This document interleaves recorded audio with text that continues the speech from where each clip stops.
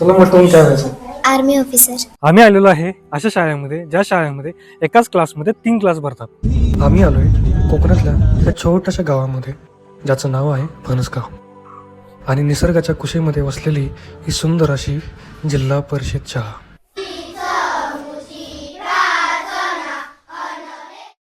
आमचा नवीन वर्षाचा पहिला दिवस इथूनच सुरू झाला. हा पहिलीचा वर्ग, हा दुसरीचा वर्ग आणि तो चौथीचा वर्ग.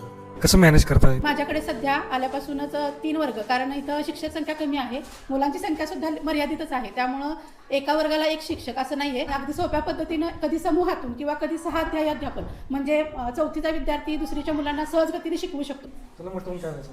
Army officer. काय व्हायचं? क्रिकेटर. क्रिकेटर व्हायचं. तुम्हाला मोठं होऊन काय व्हायचं?